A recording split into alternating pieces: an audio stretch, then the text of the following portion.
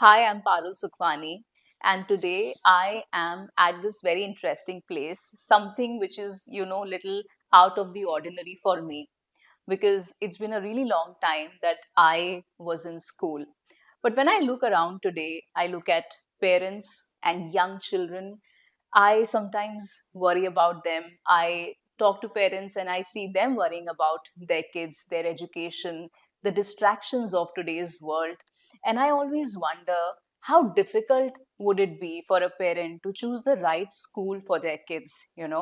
And today I got this opportunity to visit one of the best schools in Indore, which is GD Goenka Public School.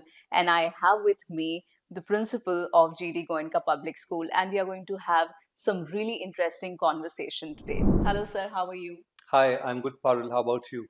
Good. So we have Mr. Ashish Arora. Sir, I have so many questions for you, and I am actually very, very curious.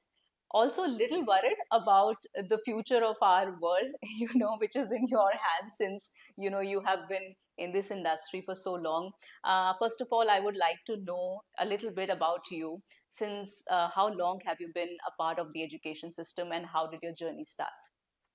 Parul, I've been into education for the last, I would say, close to 2 decades now, and hadn't planned for it honestly. It's not that I wanted to be an educationist, but something interesting happened while I was in college. So I came across a book called Toto Chan. I don't know if you've Mhm. heard of it or not. I have, but not read about it. Okay, so it's a very interesting book that talks about a small little girl and her school. And Okay. since I was in college, I was just out of school, so I knew that how schools function. And reading about Toto Chan and her school was absolutely fascinating for me. So that I think was the trigger point, which made me think that perhaps this is something that I can get into. Hmm. And without any plans, I got into a school. And when I started working, I actually realized that I was loving being there, Hmm. right? So, in a way, I felt that perhaps I found my calling. And thereafter, there's been no looking back. Great. So, you know, one of the things that I'm always wondering about is because I was in school years back, and so much has changed since then. I think overall concept of education has changed a lot. And I'm sure when you were in school, education looked very, very different. So I would like to know from you, what is your approach towards modern education system these days? And what does education look like in today's world? So, that's a very pertinent question, Parul. And I would say that, in today's time and age, education definitely has evolved. It's not merely about becoming more employable, getting the right grades. Uh, to my mind, education must facilitate individuals, who have the right kind of skill set, the right kind of values, and the right kind of attitude. So interestingly, this is the first time in my journey as an educationist that I'm working with a day school. Prior to that, I've always worked with residential schools, and I was lucky enough that I got to work with some of the best in the country. Mm-hmm. And in my capacity as a housemaster, I shared a very close bond with children, right? Because you are like a parent to them. Hmm. There are so many instances, Parul, that I can quote of children who were not academically great, Mm-hmm. but today they're doing fantastic in life. On the contrary, I also can think of examples of children who perhaps were academically bright, but they haven't really gone that far ahead in life. Hmm. So when I look back in retrospect and think, that what is it that the ones who had the numbers did not have? So perhaps, the answer that I get all the time is that they did not have the right kind of skill set or the right kind of attitude. So, as I said, I would like to believe that education in today's time and age should equip children with the right kind of attitude, skill set, and life skills. I can relate to this so much. When you were speaking, I was just thinking about my time in school and college because, I come from a very conventional background. I had a lot of pressure on me to pursue conventional education. Okay. And I was good at it, I was always good at studies and everything, but I never wanted to do something conventional. And I still somehow, managed, in spite of that conventional education, I managed to pursue my dreams and my passion. I, did my studies in media, etc. But, when I look back, I feel like if this is where I reached without, that support from my school or college, things would have been so different had I got that support then. If I was encouraged to pursue my passion, my talent. And while you were explaining all of this, I was just thinking, this generation, kids these days, they are actually so fortunate that they have, leaders like you. They have so many avenues, so many, fields to pursue. There was a time when, if you were a painter, you had to just keep it as a hobby. Mm. And there was no way for you to get formal education or take it up as a career. So it makes me really happy to see what, the change that is happening around us these days. And talking more about that, I would like to ask you how GD Goenka Public School, you know, kind of inculcates this philosophy that you were just talking about. How do you bring that to GD Goenka Public School, and what makes this school different from the other schools? And how do you inculcate these extracurricular activities for kids to, have this overall kind of like a multi-dimensional growth? So, what makes us unique as a school, Parul, is our philosophy, which is guided by a very powerful statement. And the statement says that education for life or education for livelihood. So, as a school, our objective is not to merely create more and more employable, employable people, right? Our motive is to create people who have the right kind of skill set, the right kind of attitude, as we talked about it. And how do we provide that environment? I would say that I think the answer is very simple, that when you provide children the right kind of exposure and opportunities, they automatically, in a very organic way, realize what their innate talents are, right? So, and you very rightly said that for today's kids, sky is the limit. Yeah. And, I'm myself a teacher of business studies and economics as well. So, there are so many case studies that I often share with my children of people who have started from a humble beginning, but they've made a great story for themselves in their life. Yes, I agree with you that children have a lot of opportunities for them, so that way they are lucky.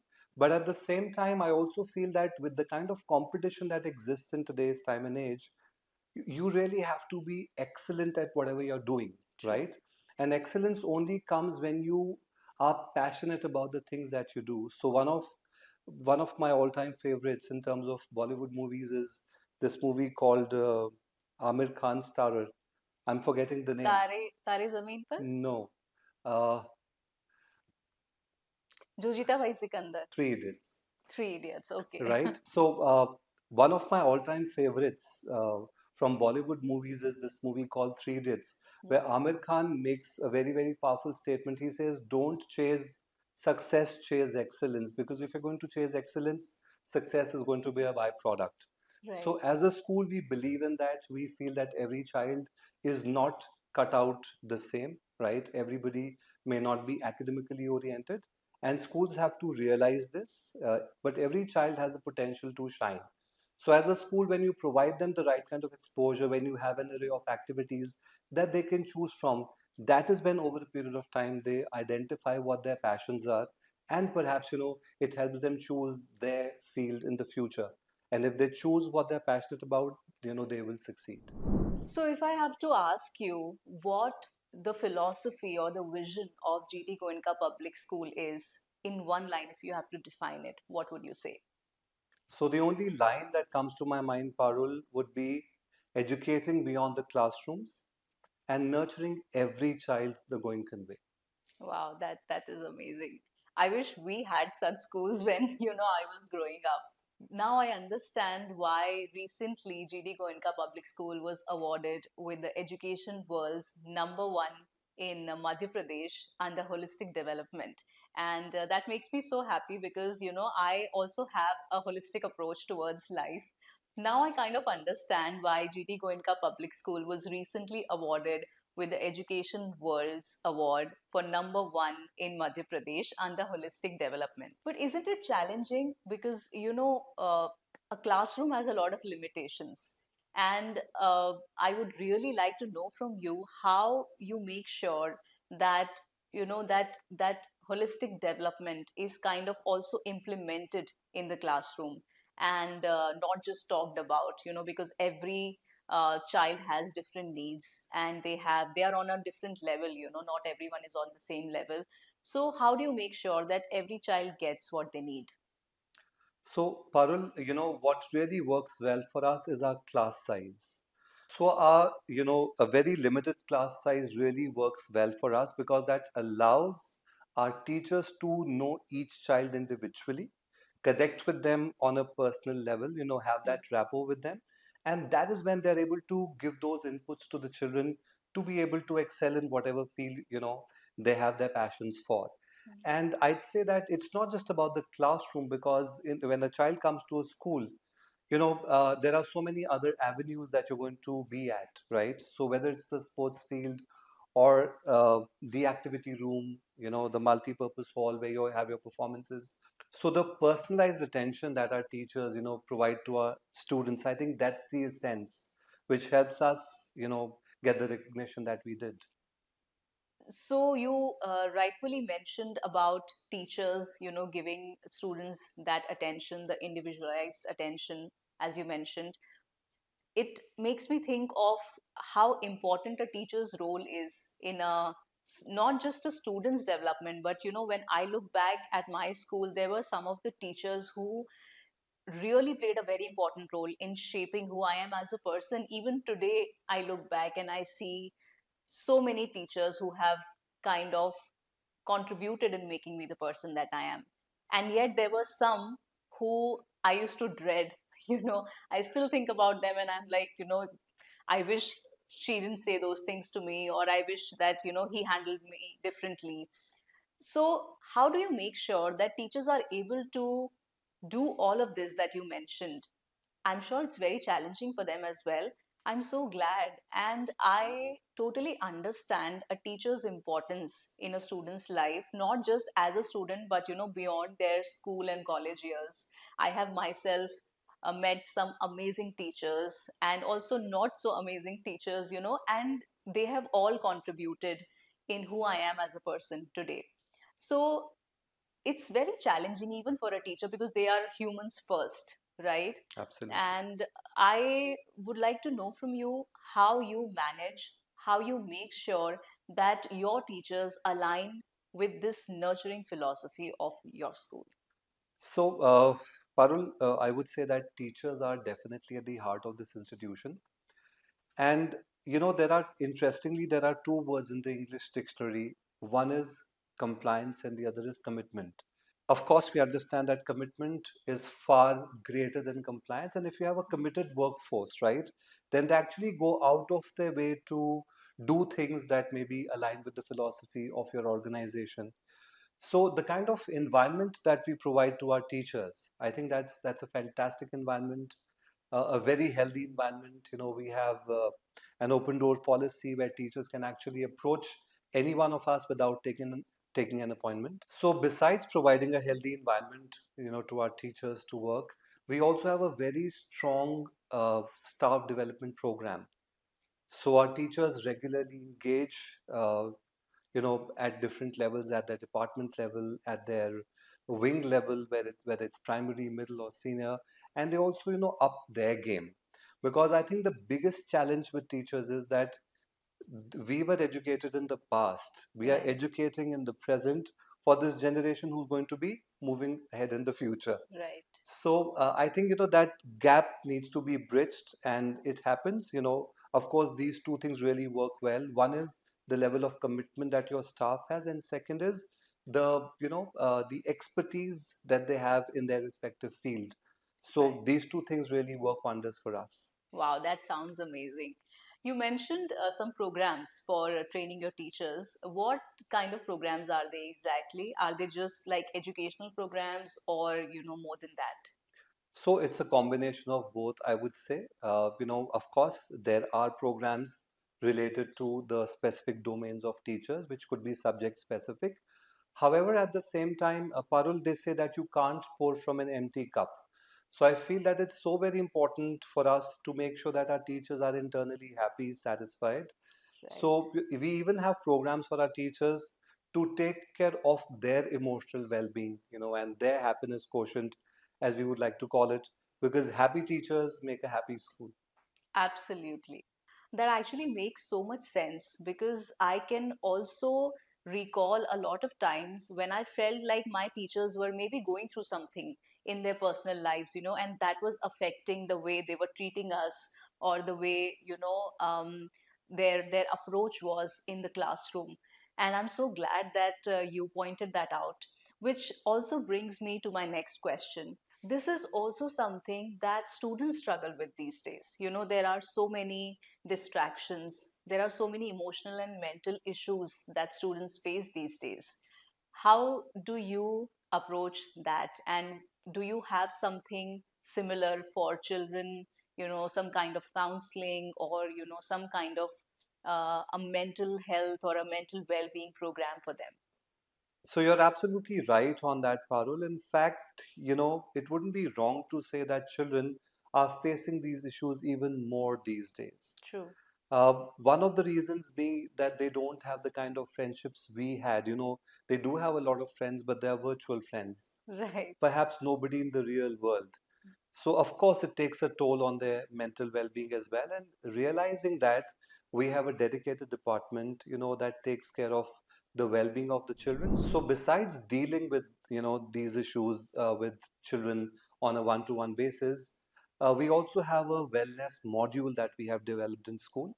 And that is on the basis of the inputs that we have from our teachers, coordinators, our own observation about the challenges that they are facing, dealing with different age groups of children. Hmm. So, when we get these inputs, we are actually able to zero down on some of the aspects on which we would proactively want to talk to our children. Like being responsible on digital media is such a big thing these days, right? Right. So I think that is where we adopt that approach that we don't have to be reactive as a school all the time, but we also have to be responsive. And in order to be responsive, we got to, be perhaps one step ahead. Hmm. That's what we do to ensure that our children enjoy good mental health. Along with that, another thing that we do is that we ensure that our teachers are also sensitized. I Right. think that's a very, very important thing to do uh, because they are the ones who will observe the first signs of anxiety amongst children, right? Hmm. So if they know what are the signs they have to look out for, whether it's a child getting isolated who is very bubbly and cheerful otherwise, or maybe a change in eating habits. So these are small signs that would tell you that somewhere something down the line is not very right. So again, our teachers would approach those children proactively and see if in case, children perhaps might require any help and give them the assistance to plug those gaps. I am low key jealous of the education system today because I've had a very difficult schooling, mainly because of these things. And they were missing in our time. So I'm really glad that children these days are getting this kind of support.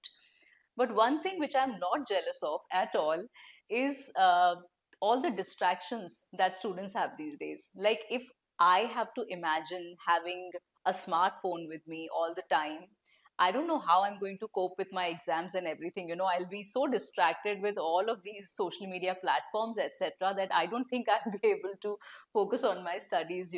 I'm sure that you also face this kind of challenge. So, how do you manage? How do you make sure, especially when children these days are so focused on these activities? Like we were just talking a while back, that what is the positive impact of having so many options available? But I think there's also a flip side to it, because children feel that, even if they don't study well, they will have a lot of options in life. So how do you kind of navigate through this challenge? So definitely, Parul, technology has its own challenges, and as they say that technology is a great servant but the worst master, Right. which I feel that the generation today is unable to understand. And practically looking at the situation, we cannot eliminate technology from the lives of our children, right? If you and I sit and think that we'll be able to eliminate the phones, the access that they have to phones, or laptops and the internet, so on and so forth. So that's not practically possible.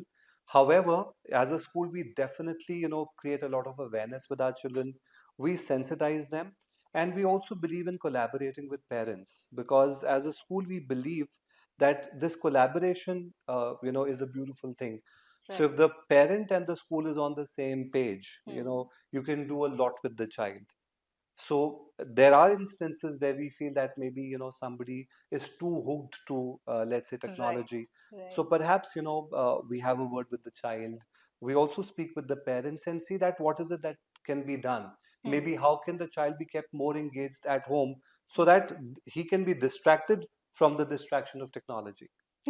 Okay. And coming to the second part of the question that you had asked, so, yes, because of the kind of opportunities children have these days, they at times tend to take education a little lightly, right? Yeah. Because they feel that you don't need the grades to be successful in life, which is true to a certain extent. Right. However, education is not just about getting grades. I think that is what they need to understand, and they need to get this right in their mind. Education, uh, to my mind, the highest purpose of education is to decipher between right and wrong, and to be able to put in the effort when it's needed. So even if a person wants to be a YouTuber, it's Hmm. not that you can be a successful YouTuber without putting in the effort, right? Right. So a lot of times children have these notions that are not true, that you can succeed in life without making the effort. And all of us know that there are no shortcuts to success. So if you Right. want to be successful, be it any field, you want to be an entrepreneur, a doctor, engineer, singer, footballer, you will need to put in the effort. And that is what education teaches you, right? One of the things that education teaches you is perseverance. As I said, the ability of putting in effort when it's needed. So I think that is something that perhaps today's generation needs to understand. I completely agree because even in my experience, I've seen this. Since I'm from a media background, a lot of people, asked me that why did you have to study so much? Why did you have to do your post graduation and all? You wanted to become an RJ, you wanted to get into media. But I see that difference, with my peers or with a lot of my friends who did not pursue their education to the extent that I did. I see that difference in the approach, not just in work but also towards life, how we perceive different situations, how we solve different situations of our life, how our mind works actually. जैसे बोलते हैं हिंदी में कि दिमाग खुल जाता है आपका, मुझे लगता है education does that to you, right, no matter Absolutely. What field it is. So, talking about social media and all of these distractions, of course, the challenges are there. I think one of the biggest challenge for me, especially, would be if I were an educationist, how to make it more fun and interesting. Because I'm sure students are also looking for something which is more entertaining, which is more exciting, even in the classroom. So, how do you manage to make learning enjoyable for them? So, well, that's a great question, Parul. And, I would say that a teacher has different roles to play. And somebody who is not a good actor perhaps can't be a good teacher as well. So a teacher becomes that actor in the class. And of course, learning has to be fun. And I'm sure you'll vouch for it that whatever we've learned in our journey, right, Yeah. which with an element of fun that retains better. So with Yes. different classes, the approach has to be different. Like if you're dealing with the very junior classes, then you have to be very, very peppy. You have to make it very interesting. It has Hmm. to be, as they say, the playway method of learning. Perhaps in senior classes, you make it more realistic, more logical. So Right. when you do, let's say, a lot of case studies, a lot of role plays, that is when you grab the attention of your audience. True. Beyond that, I also feel that in order to make learning fun, it's very important to celebrate learning. Hmm. So, when that quiet kid in the class raises his hand a little sheepishly without being very sure will the answer be right or wrong, and receives appreciation by the teacher, I Right. think that also plays a huge role in making learning a fun exercise, and children wanting to come to school and immerse in this process of learning day in and day out. I'm sure. And I truly believe that this is what actual education looks like an all round education. They say that literacy and education are two very different things. And one more thing, which is a very important aspect of education, as per me, is, a socially responsible person. I feel that, and especially in today's day and age where we see that, as a society things are changing so much, some for better, some for worse, and also as a country, as the world, as this planet, there are so many more things that we need to be aware of, that we need to actually pay attention to. So how do you make sure that your students, along with all of this academic excellence, also kind of become socially responsible people, and also contribute to the environment and to the society? That's a very pertinent question, Parul, and it reminds me of a very profound quote by Aristotle. He said, educating the mind without educating the heart is no education at all. And that's True. so powerful to me. Yes. Uh, I completely resonate with it, because again, we are talking about the same thing, that education is not just about getting grades.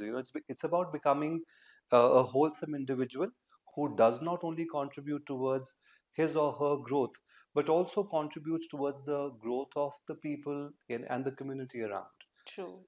Moreover, I feel that our children, they come from very entitled backgrounds.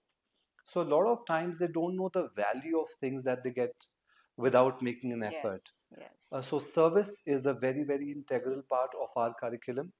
And for us, service does not only mean donating, Mm-hmm. because I would say that if we look at service in the form of a triangle, then perhaps donation would be the bottom of the triangle, Right. right? Because for you, maybe as an individual, there's no real value addition because you've Mm-hmm. only given something perhaps that you were not using. Right. So, real services, when you actually are amongst people who need your help, and perhaps you make their life better by making them a little more independent. Hmm. So, we have a very well thought of, a very well planned community service program that runs in school, Wow. in which our children actually visit old age homes, Mm-hmm. or we have, in the close by locality. And one such example could be when our children regularly visit places like the Indore Cancer Foundation, or maybe an orphanage, where they spend time with the people, and make their day perhaps a little special. That is so amazing. I'm so glad to hear that. But as parents, also, I have seen a lot of people really worried about the kind of person that their child is becoming. Because, in spite of investing so much in their future, in their education, sometimes they, can't seem to understand what's happening in the child's mind, what is happening. As a school, you obviously very beautifully mentioned how you make sure that the holistic development of students is possible. But is there something that parents can do?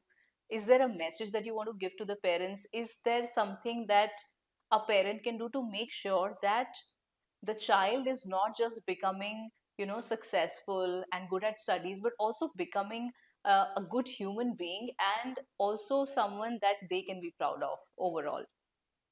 So, Parul, parents have a very, very important role to play. They say that your home is your first school and your mother is your first teacher. So, in this endeavor, of bringing up children who have a certain set of values, trust me, schools can't do this alone unless and Right. until parents are going to collaborate. So, only two small, maybe suggestions that I would want to give. One would be that as we see, there's a change in the dynamics in the society, and I've personally seen that the number of working parents is increasing by the day. Right. So what happens, is that while both the parents are working, they're unable to give the qualitative time that a child deserves. Mm-hmm. And a lot of times, this guilt of not being able to spend enough time transpires into maybe, complementing it or supplementing it with Yes. a lot of, with money, Right. right? Yes.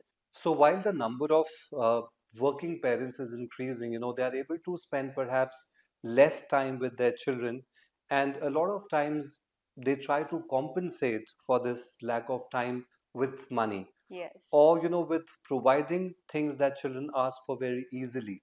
True. So that would be definitely one suggestion, that nothing in the world can complement the time of a parent. No goody, nothing at all. So that would be one. And the second thing again that I'm seeing increasingly is that our children today are far less resilient than perhaps what you and I were when we were in school. True. True. And I see that, parents are becoming a little overprotective. Mm-hmm. So definitely parents have to protect the children. There's no doubt about that. But by being overprotective, we don't allow them to become resilient in life, right? And life beyond the portals of the school, or outside the comfort zone, or outside the comfort zone of your home, is not going to be the same. You will face challenges. It is an inevitable part of life. So if we don't make children resilient, then somewhere down the line, they'll not be able to deal with life as well as they would be if they are resilient. So I think those would be my 2 cents, to parents perhaps. Absolutely. And I'm sure that after watching this conversation, parents will be able to make a really informed and the best decision for their children. And it was great being here at the GD Goenka Public School. I had a great conversation with you. I got a lot of insights, and I did not think that this conversation is going to be so interesting. So, thank you so much for giving your time and all of the amazing insights that you did. Well, likewise, Parul, and the pleasure has been entirely mine. So thank you for having me with you today.